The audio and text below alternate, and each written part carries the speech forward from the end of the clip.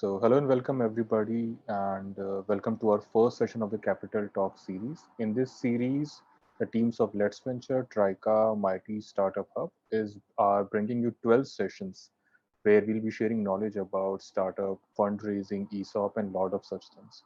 In this first session today is on demystifying ESOPs, where we'll be talking you through the nuances of how ESOPs work and how startups are implementing it in their respective ventures. Towards the end, we will also take you through a process of how you can leverage a digital tool to improve your equity management at your startup. With that being said, I'll pass the ball to Siddharth, who is head of Trica Equity, a SaaS platform which is used by more than 600 startups across India, US, and Singapore. So, Siddharth, off to you. Thank you. Thanks, Divyansh, and welcome everybody to our session on demystifying ESOPs. Like Divyansh mentioned, I head the business for Trica Equity, which is used by more than 600 odd companies today across US, India, and Singapore. Trica Equity essentially is an equity management platform from Let's Venture. It helps companies to digitize and transform their ESOP and capital management programs with the help of an intuitive and easy to use platform. We are relevant for companies across the spectrum of startup ecosystem. Obviously, for an early stage company, the what we solve for is helping them structure and finalize their ESOP policy. And for late stage companies like which would have even gone to IPO, we help them in solving for their specific use cases which come up when a company becomes public. Specific to our session today, even though the ESOPs have been used as a tool by the startup ecosystem at large for more than a decade now, we still see that there is a lot of general unawareness around this topic, not just largely in the founding community of early stage startups, but also employees. So with our session today, our endeavor is to demystify some of the concepts around ESOPs, help you understand ESOPs in general, maybe also talk about a few nuances of ESOPs, including taxation around ESOPs, and finally give you some pointers on how you can structure ESOPs at your organization. We have structured our talk largely in three steps. First would be that I will be taking you through a deck which will cover all these topics around ESOPs and their nuances. Second would be we'll do a very short introduction and a walkthrough of Trica Equity to help you understand how we can help you solve for some of your specific challenges around ESOPs and how you can better administer ESOPs within your startups. And finally, we'll do a Q&A session. So feel free to keep adding your questions to the Q&A box in front of you on the screen, and we'll take them at the end. Even if you have any questions, we can even take a pause during the knowledge sharing and we can address them right away. So feel free to shoot as many questions as you want to us. Happy to answer them. So with that, let me start by sharing my screen.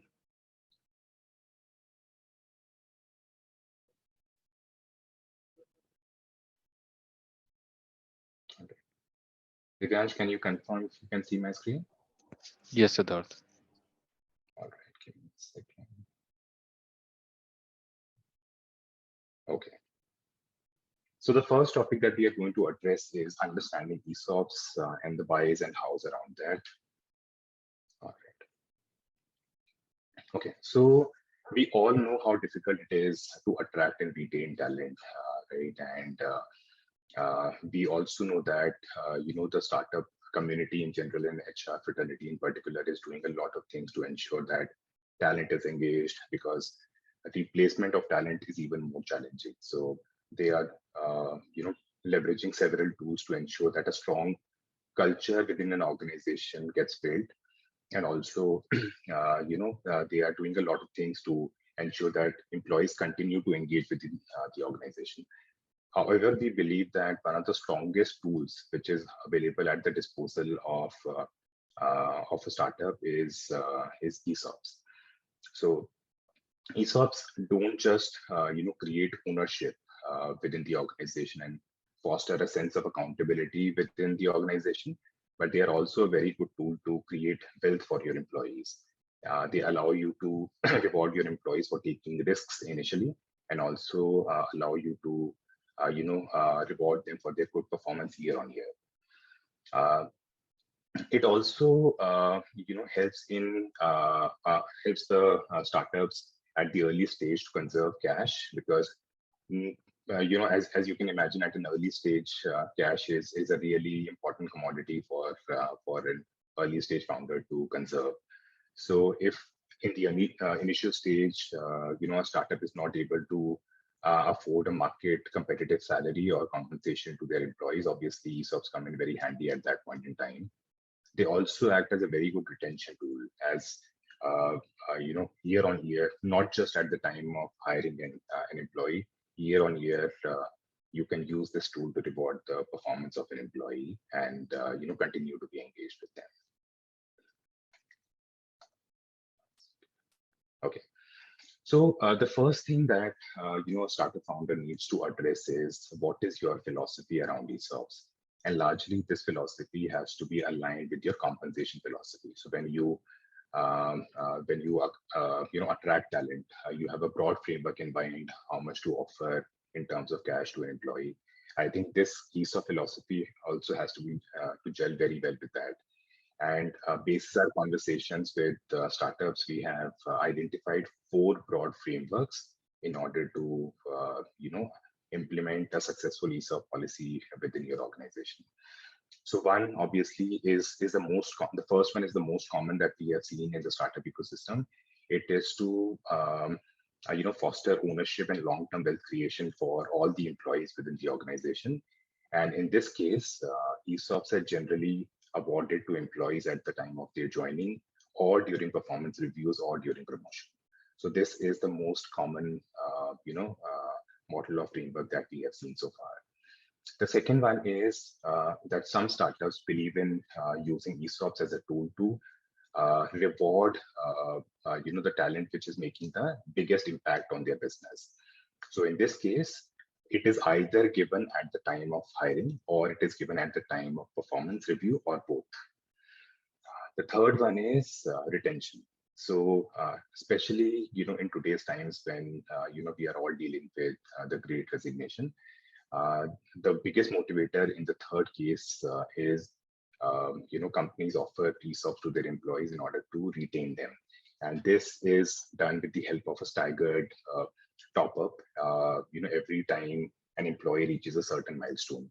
So it could either be done with the help of a vesting schedule, a specific vesting schedule that we are going to talk about later, or it could be done that every time an employee reaches a critical milestone in their association with the organization, they are given a top up of ESOPs. And the final one is, it is not the most ideal, framework. In this case, ESOPs are offered to only those employees who ask for it. So not the most efficient one, but some startups also follow this. Okay, so while we are going to talk about ESOPs in particular during our session today, we also wanted to cover a few more equity-linked instruments which are available at the disposal of startups and startup founders. So ESOP essentially is an option for an employee to buy a share of a company at a given exercise price. And this exercise price is either at a significant discount or at some discount to the current share price of the company. The second one is RSA or RSU. It stands for Restricted Stock Awards or Restricted Stock Units. They are more popular in USA or with large companies. In this case, restricted stocks of companies are either given upfront or upon vesting to the employees. In this case, no exercise is required and no exercise price needs to be paid by the employee to the company at the time of vesting. The third one is SAR or phantom stocks. SAR stands for stock appreciation rights. Stock appreciation right actually means exactly what it stands for. It is a cash compensation to the employee, and it is linked with the appreciation in the value of a share price today. So, for example, An SAR is given to an employee at a share price of 100 rupees, but in future, the value of the share price becomes 300 rupees. So whatever is the appreciation in the share price is given as a cash component to cash compensation to the employee within the specified time period of these SARs. And finally, in USA, there are also two additional stock option instruments. It's called ISO, which is incentive stock options, or NSOs, which are non-qualified stock options. And these are mainly relevant for US companies. ISOs provide some tax benefits, and NSOs do not provide any tax benefits. And when we were about to start our session, we received a question around how do you roll out ESOP. So we wanted to cover this anyways in some detail. So the first thing a startup needs to do in order to roll out ESOPs is to get an ESOP scheme prepared by a lawyer. And this ESOP scheme should cover, broadly all the aspects or all the principles, of ESOPs that would be relevant for their employees. For example, what would be the pool size that would be created or carved out by the company for their employees? Who would be granted ESOPs? We believe that the ESOP scheme should be as flexible as possible, but we have also seen ESOP schemes which are very specific, which only call out that so many people or so many functions will be offered ESOPs. Vesting is another element which is added to the ESOP scheme. And finally, employee cessation and exercise period. So all of them should be clearly called out during while drafting the ESOP scheme. And there should be a provision of the ESOP pool in your shareholder agreement as well when you are drafting one. Finally, when you would have drafted the ESOP scheme by a lawyer, the next thing that you need to do is it has to be approved by the board and by your shareholder through an EGM, Extraordinary General Meeting. And once this is passed by the shareholders, it has to be filed with the ROC using Form MGT14. So it's a two-step process. You first pass the board resolution to adopt the ESOP scheme your lawyer would have drafted. And finally, you need to file it with the ROC using MGT14. For early stage startups, we have taken a proactive approach at Trica Equity. We have already drafted an ESOP scheme that is used by a lot of early stage companies today. So if you need help with that, feel free to touch base with us, and we'll be happy to share the same with you. Okay, then comes compliances and filings. So since ESOPs in general are not very well understood, we also wanted to cover, what all compliances are related to ESOPs. So the first question is, who can receive ESOPs? ESOPs can be extended to only to full-time employees of the organization, and they can only be offered to the employees with a minimum cliff period of 12 months. So this is mandated in India. For US, the mandatory cliff period is not there. So we have seen companies using a very small cliff period or no cliff period at all while offering ESOPs to their employees. But in India, there is a mandatory minimum cliff period of 12 months that all companies need to follow. ESOPs can also be offered to directors with more than 10% shareholding, but this is only applicable for DPIIT certified startups. And DPIIT has very specific conditions for you to be certified as a DPIIT certified. I would encourage you to go to their website and see whether you qualify for those or not. The second is annual compliances. So ESOPs come at a discount at an expense to the organization because they are offered at a discount to the share price of the company. So these need to be accounted for in your annual P&L statement. So your finance team would be helping you in accounting for ESOPs within your P&L. At Trica Equity, we have also automated this, so you can simply log in and download the expense statement, which can be used to prepare your expenses towards ESOPs. And finally, you need to also include disclosure reports in your audited financial statements. The third one is around valuations. So at the time of granting ESOPs, the company should have a fair market valuation already established, because only basis of fair market valuation would you be able to either offer the ESOPs at a discount or at the face value or even at a nominal value to your employees. So the first step is to get a fair market valuation done at the time of grant. And there are two kinds of valuations which are prevalent in India today. One is done by a registered valuer, and the other is done by a merchant banker. So at the time of exercise of ESOPs, a company needs to have a valuation done by a CB registered merchant banker, in order to enable exercising of these options by their employees. And for US registered startups, a 409 evaluation needs to be in place in order to even grant stock options to your employees. The validity of these, of these fair market valuation is 6 months. So you need to keep in mind that as well at the time of granting ESOPs and even at the time of exercise. Additionally, one more thing I wanted to cover here is that there are two ways in which you can administer ESOPs within your organization. One is a board administered ESOP program, and the other is a trust administered ESOP program. So trust administered ESOP programs are generally used by large companies or even listed companies, uh, but they come with a lot of additional compliances and complexities. So if you are an early stage company, you can easily do a board administered ESOP program. If you have any questions around how to run it through a trust, feel free to reach out to us. We'll be able to guide you on that as well. Okay. The other nuance of ESOPs that we have come across very often during our conversations, which is not very apparent to the founders as well as to employees, is ESOP taxation. So ESOPs are taxation at two steps. It does not mean that this is double taxation. It just simply means that during the entire life cycle of ESOP, uh, you know, uh, they are taxed at two different times. One is at the time of exercise, and the other is at the time of sale of ESOPs. So at the time of exercising of ESOPs, the employees who are exercising ESOPs need to pay a perquisite tax, which is equivalent to the fair market valuation minus the exercise price into number of shares.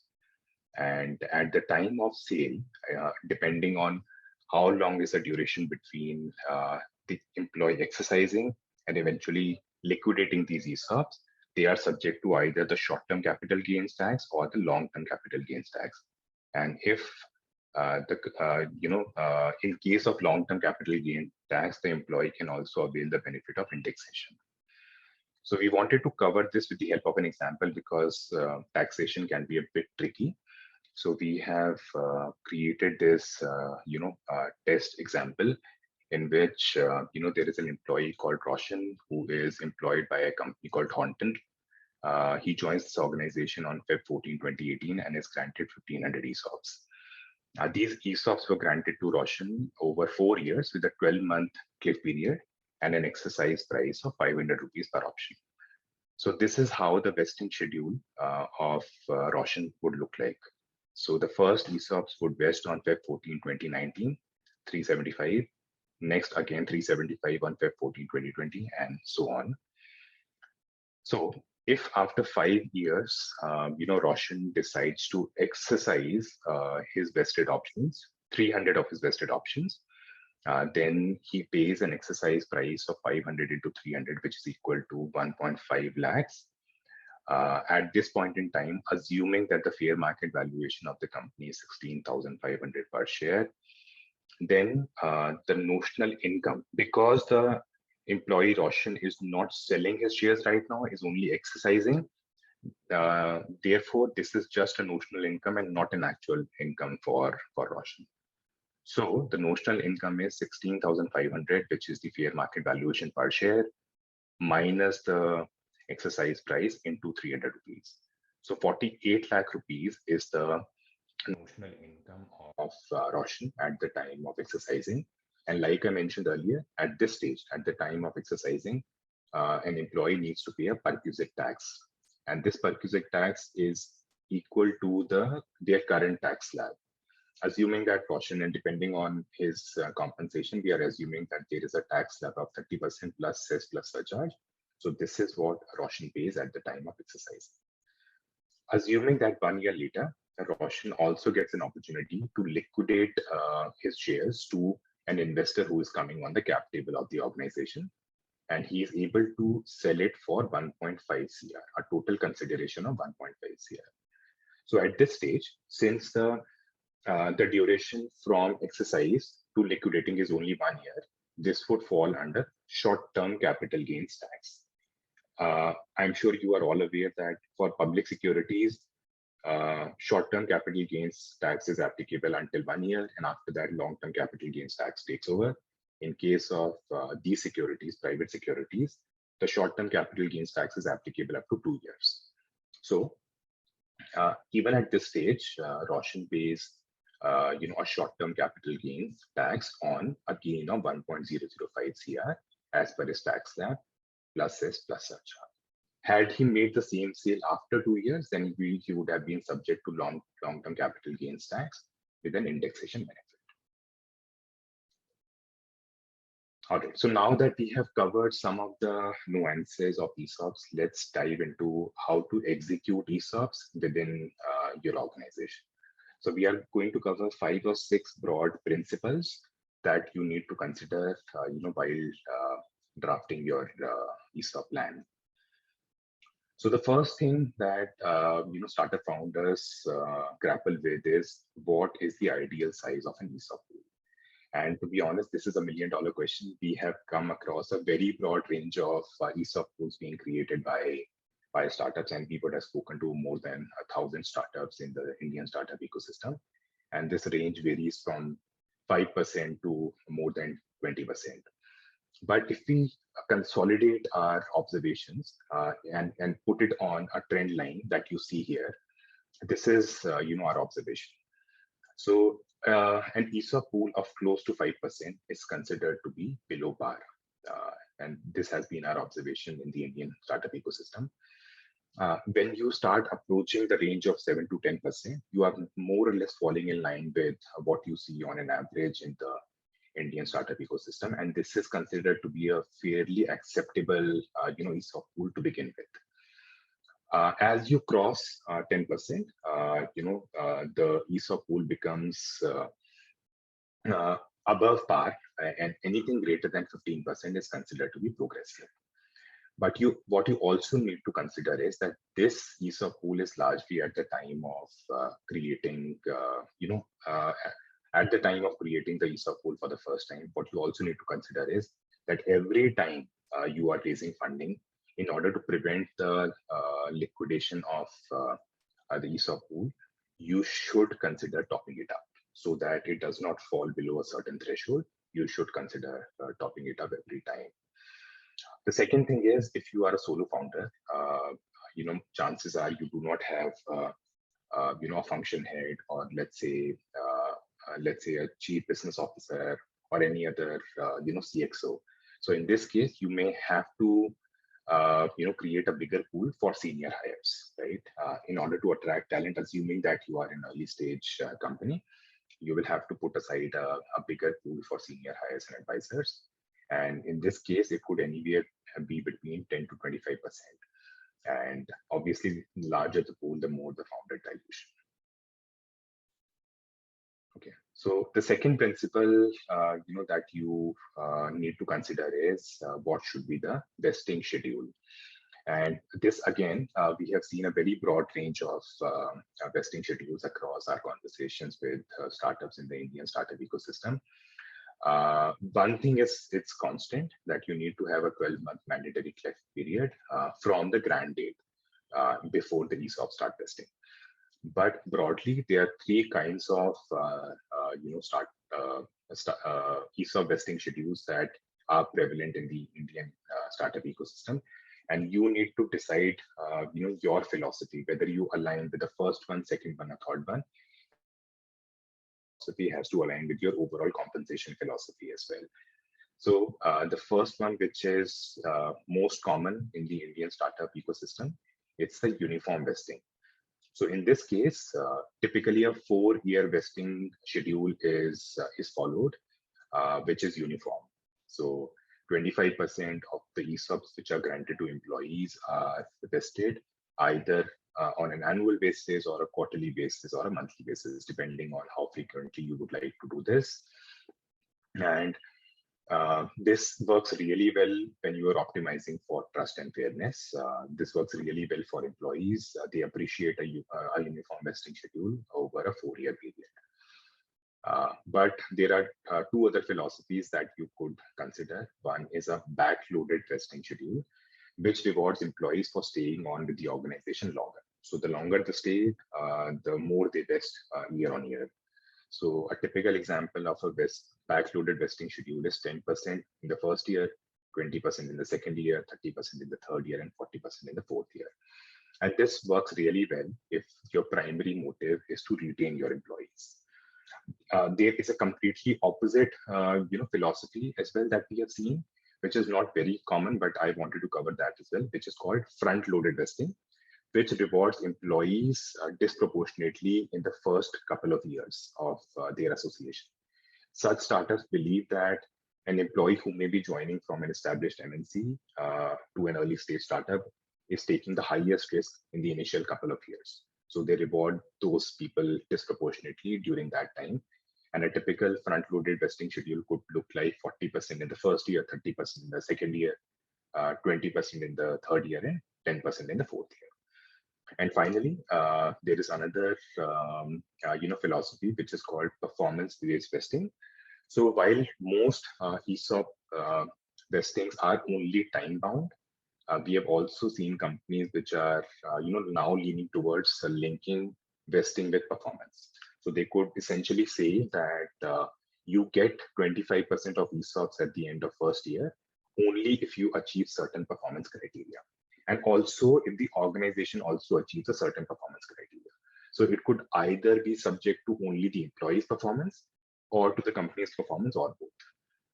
So in this case, obviously the primary motive is to drive performance from the employees and also from the organization at large, so that all the employees are aligned towards one common objective of company success. Siddharth, while we are at the topic of vesting, we have a question with an example from Shubham. Okay. We can answer it and then we can move ahead. Sure, yeah. So, Shubham, you can unmute yourself and discuss your use case with Siddharth. Hello. Hi. Yeah, hi. This is Shubham here. Yeah, Actually, I had a particular doubt with respect to this exercising of options. What is the typical thing between, like, if suppose there is a co-founder of mine, right? He has not joined the company, and there is some understanding between us, like, once he is joining officially, there is a certain percentage of ESOPs which will be given to him.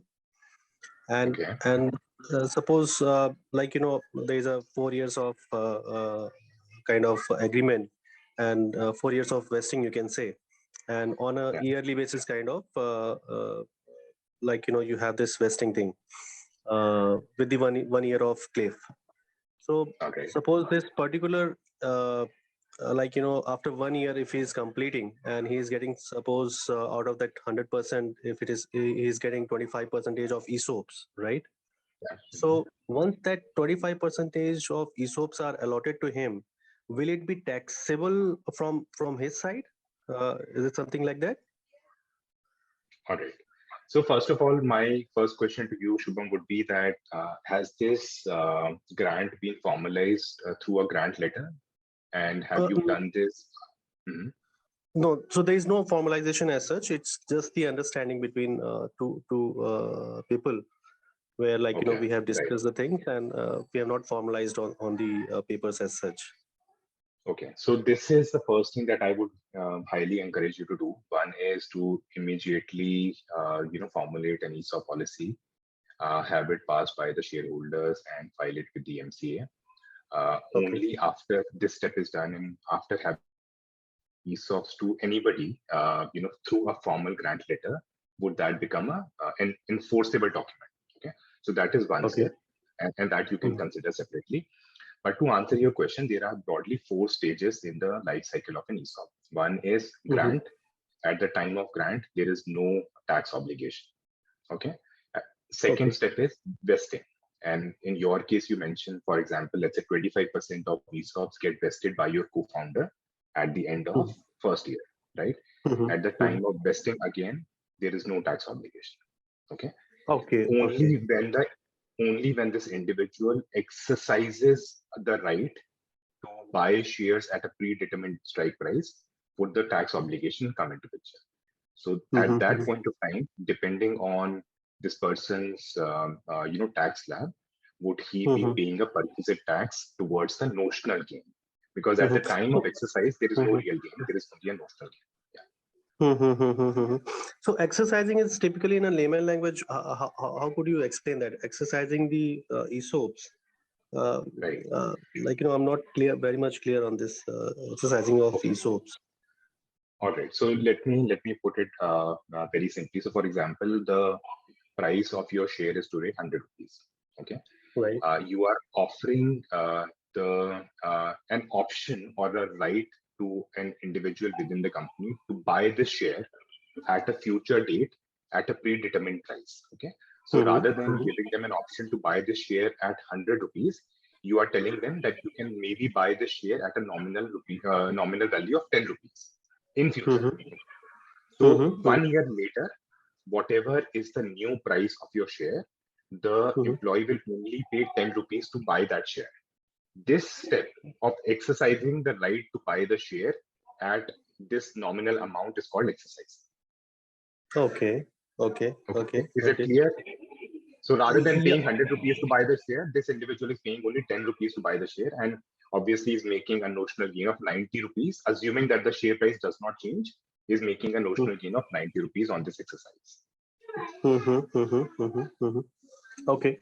So there is a complete difference of this allotment and the exercising.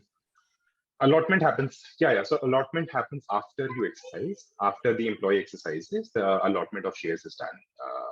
But I think we can take this conversation later in a more detailed, call. I will be sharing my coordinates with you, Shubham. Please feel free to connect with me, and we can discuss this at length. Sure.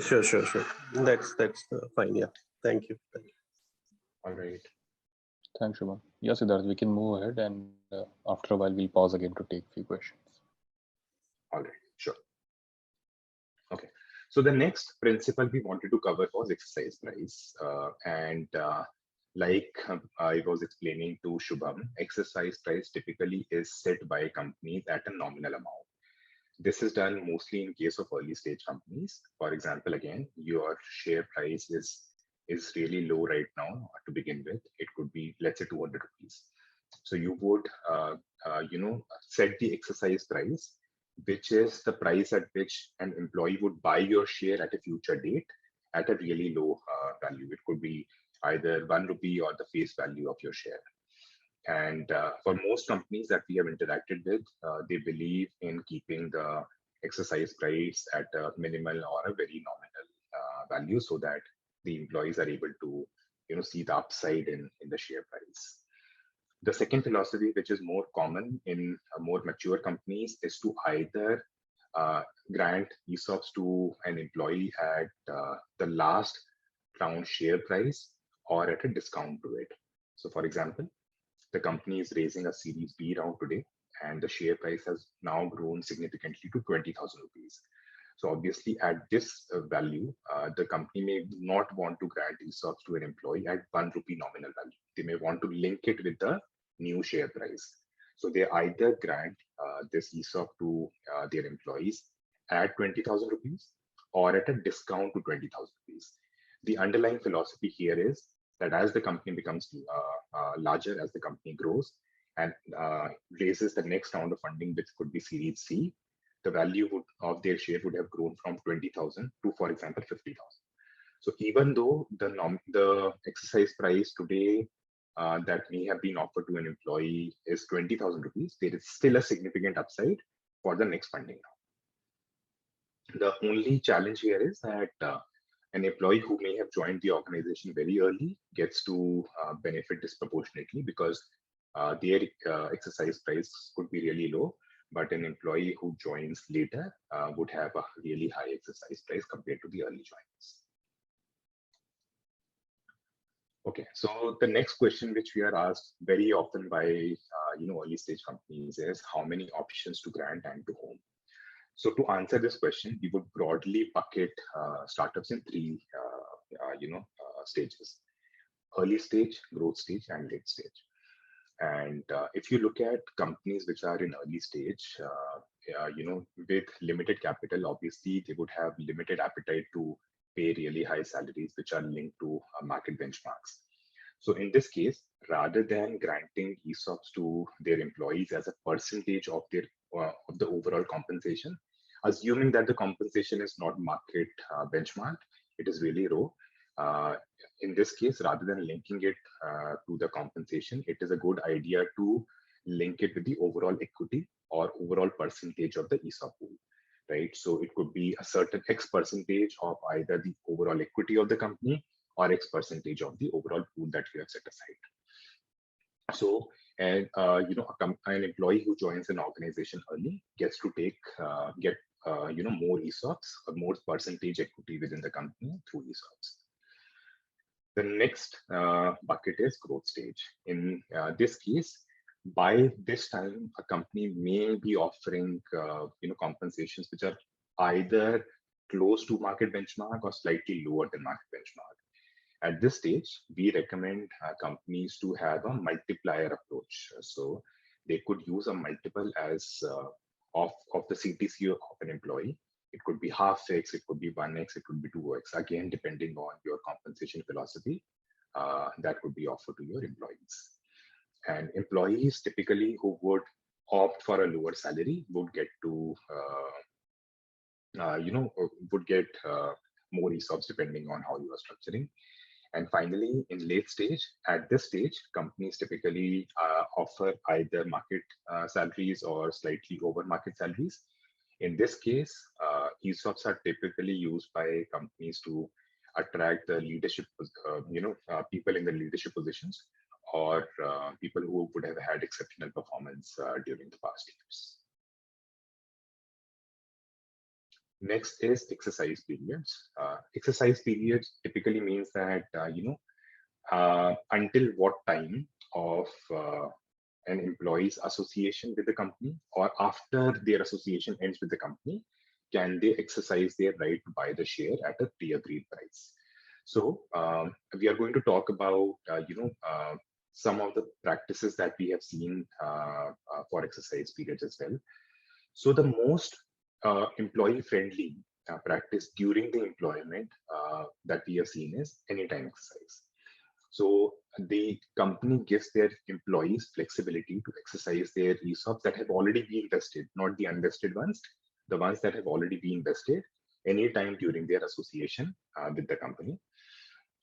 The second philosophy that we have seen is, which is less flexible, is that these exercises can only be done at company specified liquidity events. So in this case, the company is mandating when an employee can exercise their ESOPs and be transferred shares. On exit, what we have seen is again a very broad range. We have seen exercise periods ranging from less than a week to perpetuity, right? So again, we have plotted it on a trend line. So anything below 90 days is considered to be, significantly suboptimal by us, subpar by us. It could be unfair to individuals who may have spent 5 or 6 years with the organization, giving them only 30 to 90 days to exercise their rights to buy shares, because this is going to be a huge, cash outflow for them, not just in the form of exercise price, but also in the form of taxation, which could take a lot from the notional gain that you would have realized. The next is close to 1 year. Again, this is considered to be decent or acceptable in the Indian startup ecosystem. If you compare it with US, obviously not. US is a lot more flexible. So For US, what would be considered decent is much longer than 1 year. And anything up close to 5 years or more than 5 years is considered to be progressive. We have also met a lot of companies which have an infinite period of time for employees to exercise even after their exit from the organization. It is highly employee friendly. It is also good to some extent to the founders, because the employee will not immediately come to the cap table after exercising, because at the time of exercising, shares are issued to employees, and by virtue of which they would become part of cap table. But the only downside here is that even after an employee's exit, they would continue to realize the benefit of the rise in valuation of a company. So if an employee moves on today, but the company becomes a unicorn 3 years later, the exited employee continues to benefit from that growth. Divyansh, do you want me to take a pause or should I continue? We can wrap up this segment, Okay. Siddharth. 2 or All 3 right. Yeah. So then we can.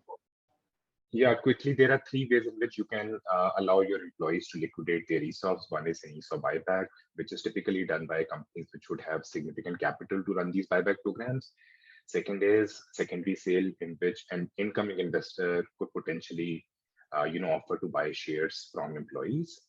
And the third is an IPO, which is the North Star for all the startups, right?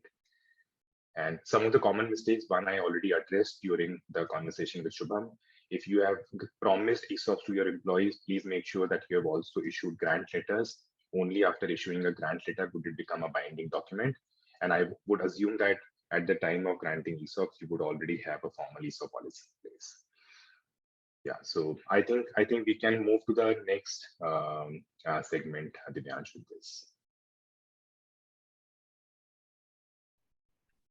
Okay. I can share my, yeah, so I think Ayushi can take over and I can share my coordinates with everybody at the end of the discussion. Before that, Siddharth, we can take a few questions, and then we can Ayushi can showcase how trica equity can help startups. So the first question is, can advisors be provided ESOPs? If you can shed some light on that. Right. So yeah, that's a very good question. We often get asked by startup founders if it is possible to reward their advisors in some way. However, what needs to be considered is that ESOPs are only allowed allowed to be issued to full-time employees or the directors, like I spoke of earlier. You can leverage maybe a couple of other structures to reward your advisors. One of them is stock appreciation rights. I covered very briefly about stock appreciation rights, but a company could draft, an SAR agreement or an SAR policy and include advisors in that as well. The other way to reward employees would be advisor equity, and we can connect later and discuss about this in more detail if you want. Okay, thanks, Siddharth. And what are some of the differentiators between ESOPs and SARs? Right. So SARs, even though they have a few advantages over ESOPs, and especially to the employees, they are not very often used by companies. I think that has to do that has to do more with lack of awareness about stock appreciation rights. So in case of stock appreciation rights, there is no need for an employee to pay an exercise price to the company in order to be rewarded. And in case of employee stock options, even at the time of exercising or paying the exercise price to the allotted shares, the employees need to pay a tax component, right? The perquisite tax. But in case of SARs, since it is a cash compensation linked to the appreciation in share price of a company, the notional gain does not come into picture. Employees can simply pay their taxes from the cash consideration which is paid out by their company to them. And finally, what is also good for a company in the form of SARs is that it does not crowd the cap table of the company, because you are not issuing any shares to your employees through SARs. You are only linking their compensation with the increase in share price. Only in case of ESOPs would you issue shares at the time of exercise by an individual. So these are some of the key differentiators between ESOPs and SARs. Okay. Next, Siddharth, Sheetal wants to understand how do we do a breakup between salary and ESOPs. So Sheetal, I have allowed you to speak and you can interact with Siddharth. Yeah, thanks, Divansh. So I have a question for you, Mr. Sharma. Let's say I have a new employee coming in and I'm negotiating a salary of 25 lakhs with him, right? Now, we're also Yeah. saying we are rolling out an ESOP policy. And at that moment of time, I am basically want to segregate his take-home salary, and basically what would be the percentage of, let's say, 30% and 70% becomes the initial salary, which basically I'll break up in terms of take-home. 30% becomes take-home and 70% I will reserve it for ESOP. Is this the right way to restructure his employee salary in the beginning when we are yet to basically formalize our ESOP policy? But for sure, we will be giving him an ESOP once the ESOP percentage is carved out. Yeah, right. So I think, Sheetal, there are a couple of ways to look at this. One is you can either, what you can either do is look at what percentage of equity you are willing to offer this individual, and either offer him or her compensation, a fixed compensation, and offer the ESOPs on top of that, which is linked to the overall equity of the company, or you can structure it the way you have today. Either ways, you would be capping the exposure, right? Since in your case, you are saying that 70% would be restricted to ESOPs and 30% would be take home. So essentially, you are doing the same thing, but you are packaging it differently, right? So you could do this, but I would again recommend that first of all you draft the ESOP policy, Okay. and offer your employee or prospective employee a grant letter, and also explain the overall philosophy, that what percentage of equity you are willing to offer that individual today, so that there is a sharing of information and he or she joins the organization. No, Knowing but fully well. Mr. Sharma, sorry to interrupt you. Let's say I have two shareholders, no, two co-founders in the shareholding pattern of 70-30, right? And in that we are willing to dilute, let's say 8% of our equity overall, and we are creating a pool of, let's say, 8%. Right? In that 8%, we will reserve only for ESOPs, right? In that 8%, I'll be giving out, let's say, shares, because considering the current share of the company, maybe let's say 10 rupees per share, right? And which we will give them, and considering, that share will increase as we progress, right? So at the moment, I'm not able to understand the 8% basically we are carving out. How do we basically, let's say I will bring 10 employees on board. In that 8%, how many shares I should basically release out to all those employees, so that the value is the notional value of, let's say, 7 lakhs or 8 lakhs, the package which I've negotiated with them, right, is fair and transparent to those employees, and they also understand it is fair for us. Right. So, Sheetal, what you can do is, first of all, have a clear compensation philosophy for your organization, and look at all the functions that you have within the organization. It could be marketing, it could be finance, it could be tech, it could be others, right? Okay. And I either do an equal allocation among all these functions, depending on, I'm assuming that the number of employees are also equal and their salaries are also the same. But most companies, what they do is look at the criticality of a role and a criticality of function, and basis that they allocate a certain percentage of ESOPs to those people, right? So there are two segmentations you can do. One is by function, and the other by hierarchy. So segmentation by function would be vertical, and segmentation by hierarchy would be horizontal, right? And then depending on the criticality of the role and criticality of the function, you can disproportionately assign some percentage of your overall ESOP pool to those, right? Yeah. So this is how typically ESOPs are allocated. Let's say you are making a very senior hire, and you are not able to match the market standard salaries. So you will have to compensate him or her in some way, right? So you will have to give out a larger percentage of your ESOP pool or the overall equity to that person, right? So you can look at this segmentation, vertical and horizontal, and then decide whom to offer what percentage. There are broad ranges that we can share with you later. Sure. If you would like, just connect with me over a call and we can discuss about this in more detail. Absolutely, Siddharth. I would love to talk to you at a once after the call, or maybe tomorrow, perhaps. Sure. Yeah. Thanks, Siddharth. Thanks, Shidil. Thanks, Shidal. Siddharth, we can wrap up your presentation, and then Ayushi can come and showcase the management of the equity, and then for the remaining questions, we can take it up after this. All right. After this. Sure. So I'll all stop those sharing. people whose answers are not questions are not answered, please hold back. We'll be answering it in a while.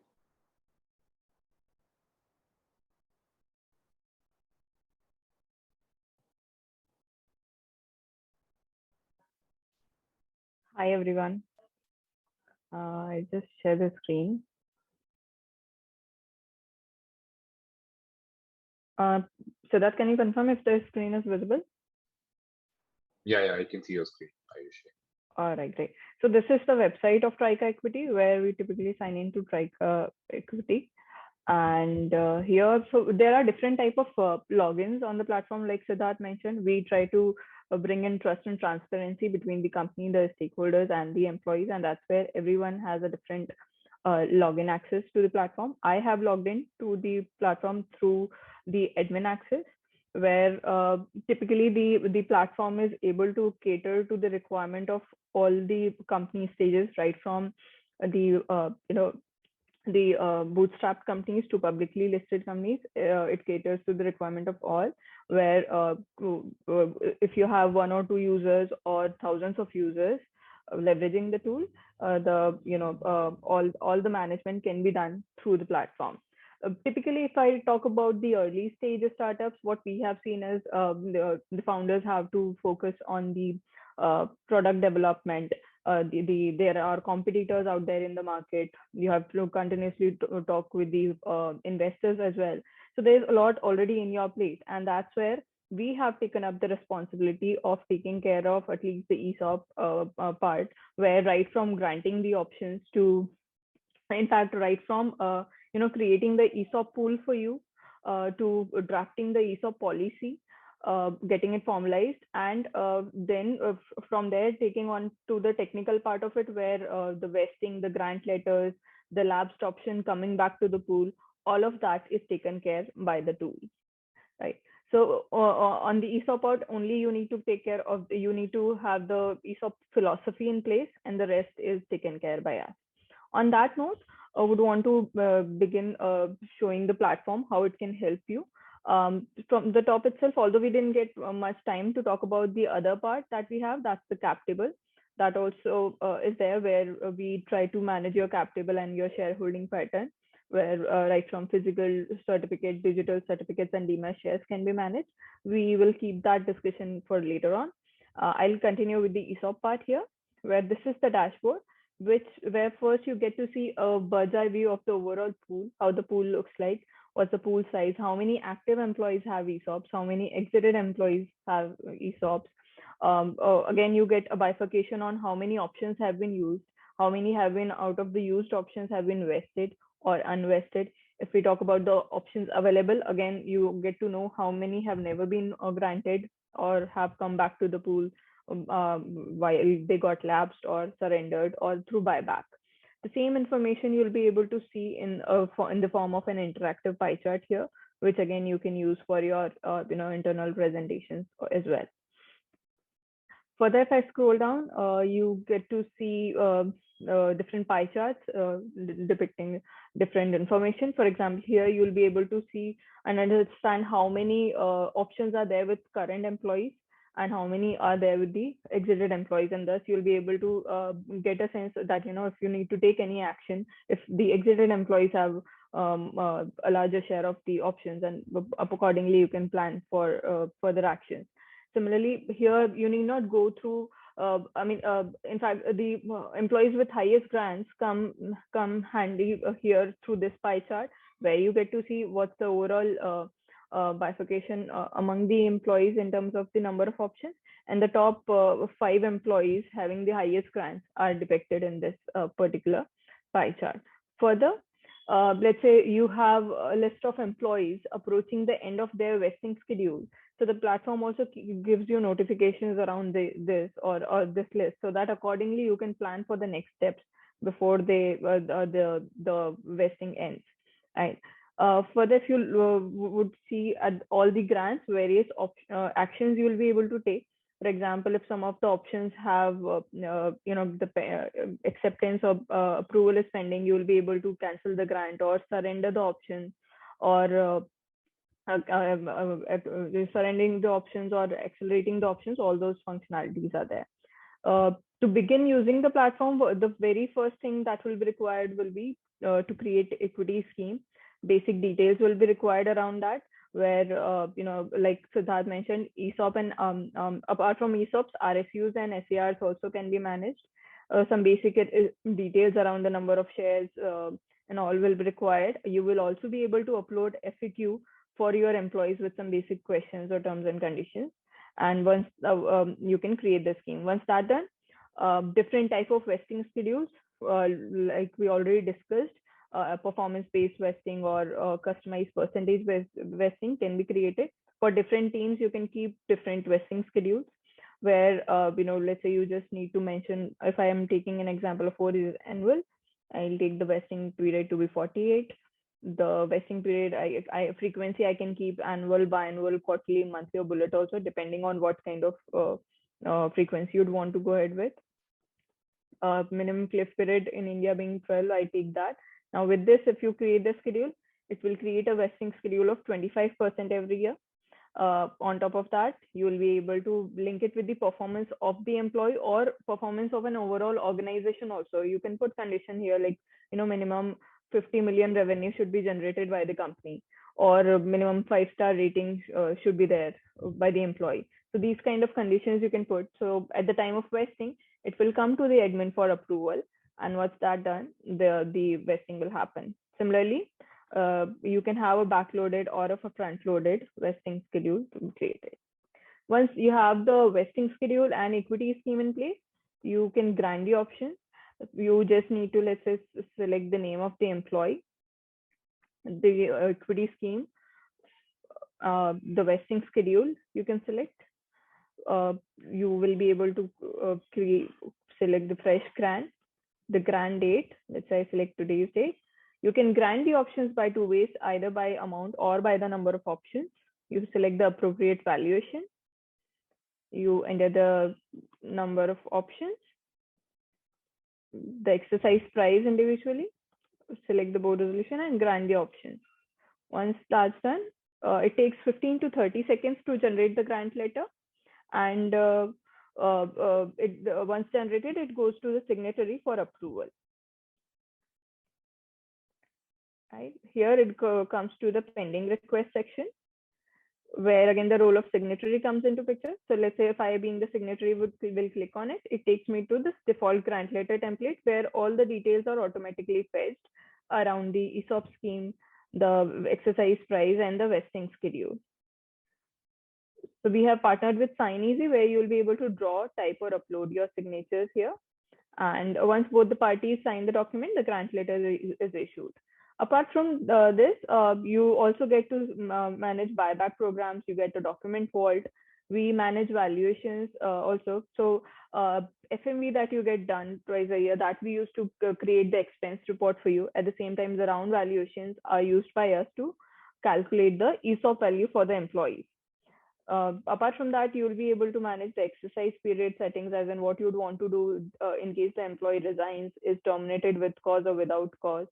And you'll be able to do the bulk upload as well in Excel format. These reports are readily available for you, where transaction report, expense report, or SS6 reports, these reports required for your filing purpose are readily available. You just need to file it with the ROC. These are exactly in the format required for the filing purpose. And in fact, Going forward, if you require any HRMS integration, we can help you with that as well. Right. On that note, we will quickly take you through the employee view as well.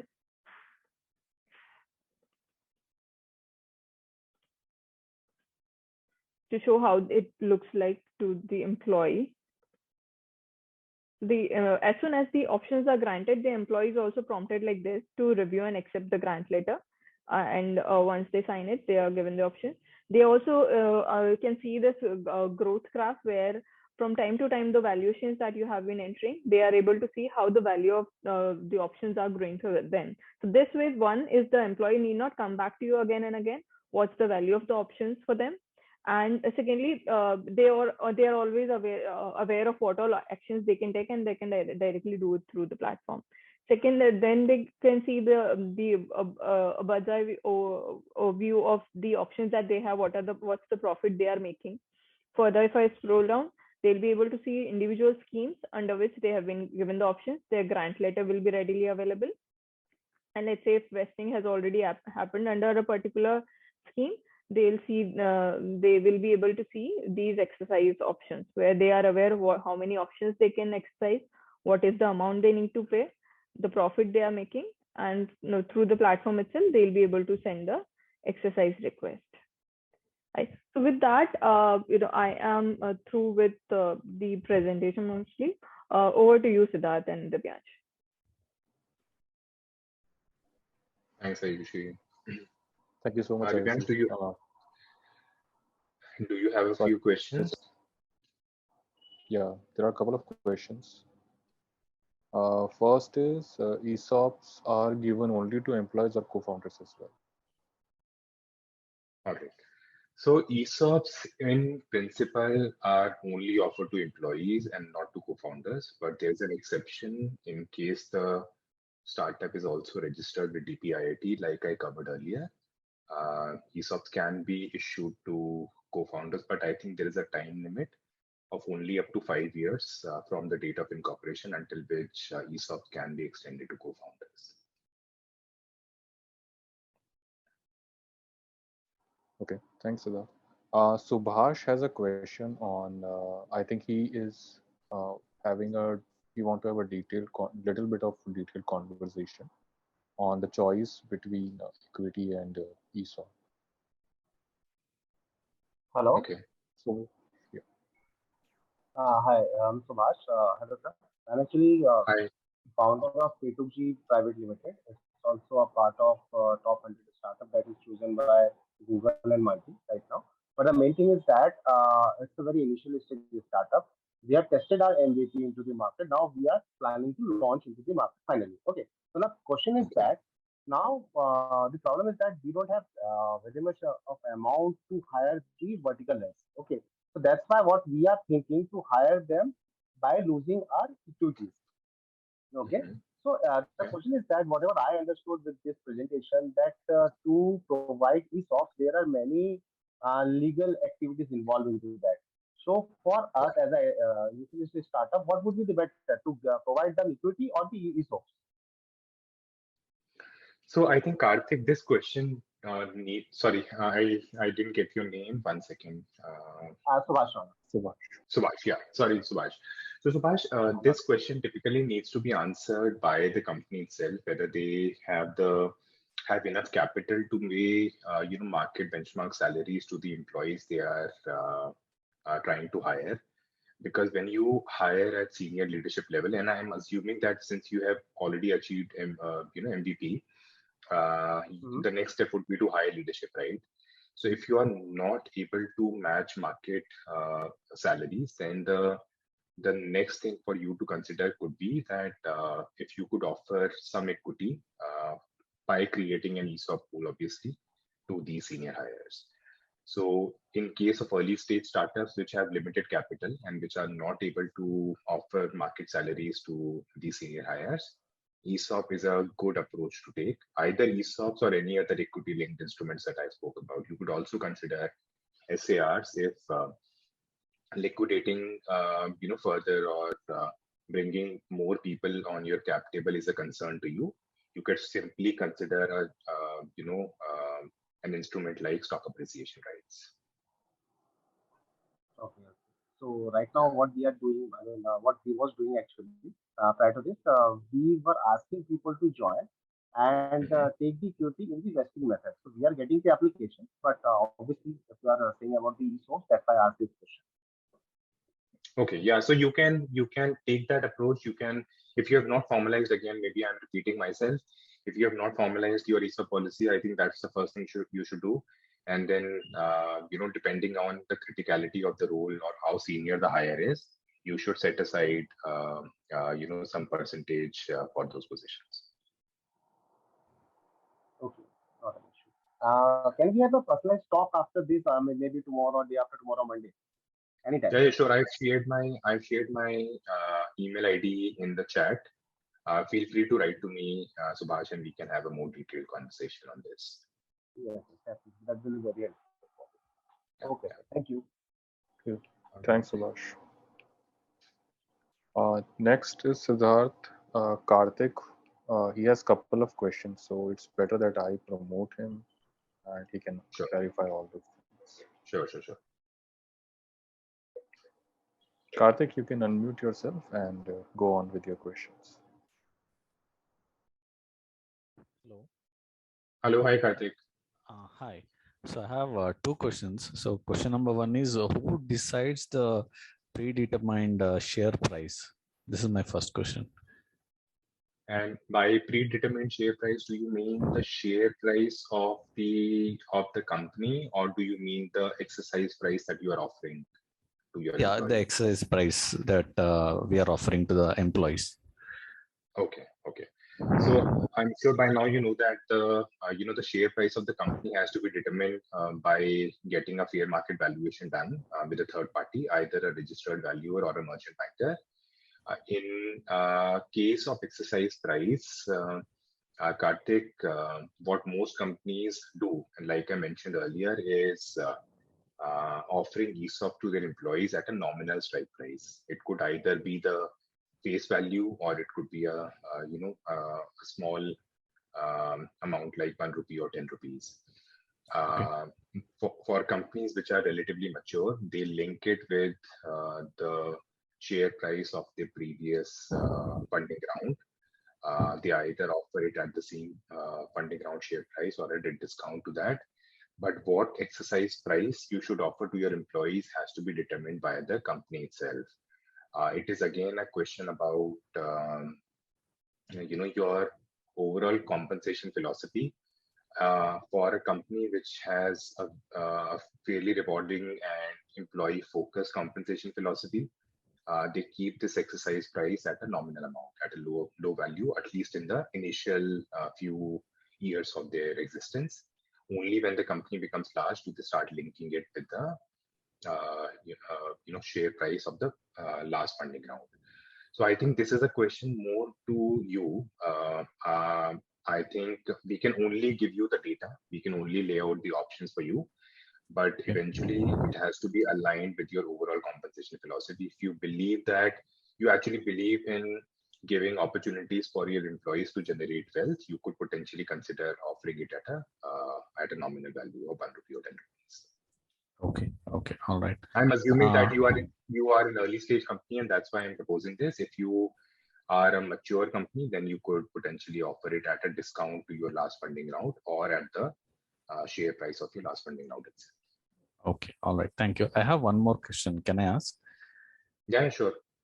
Yeah. So let's say we have given ESOP to an employee, so for 4 years, and after 1 year of cliff and 1 year of vesting, let's say the employee wants to sell the shares back to the company. So the shares will come back to the company, is it? So there are two approaches that you could take. In case you are buying back, the shares could either come back to the pool or they could extinguish, depending on what you would like to do. Okay. Most companies bring them back to the pool. Some companies extinguish them. It's up to you. Okay, all right. Okay, thanks a lot. No Now, problem. Siddharth, there is one last question on what is like on the pricing of trica equity. If you can talk a little bit about it, and when can a startup start using Right. So I think the pricing of Trica equity is aligned with the needs of an early stage company, and we realize that founders of early stage companies have a lot on their plate. They are managing all the functions themselves, right, from business to marketing to HR to finance, right? So the idea of creating Trica Equity as a platform is to help solve for this, right? So that startup founders are not overwhelmed. So our pricing essentially we have a very large free tier. And up to 100 users, the pricing is zero. You do not pay any subscription fees to start using Trica Equity. It is completely free for early stage companies to use Trica Equity. And to answer your second question, Divyansh, I believe the right time to use Trica Equity is right now. The earlier you start, the better it is because as the company focuses on their growth, as the company prioritizes growth over anything else, they do not realize when the inflection point comes and when their processes become very complex and unmanageable and overwhelming. We have spoken to so many large companies which prioritize the same, which prioritize their growth over setting automations and adopting platforms to manage these complex processes for them, and only later realizing that they were in breach of compliances. So given that the platform is completely free for early stage companies to adopt, I would highly encourage you to sign up as soon as you can, so that you don't face the same challenge that some of the other companies have faced in the past. And they come at a very high cost. During due diligence, when investors ask for this data, they realize that some of these compliances have been breached, and there could be additional, monetary, fines also associated with all of this. Okay, thanks for that. I don't see any more questions coming in, so we can call it off. All right. Thank you. Thank you so much. Thank you, everybody, for joining the session today. Hope to see you soon. Thank you, everyone.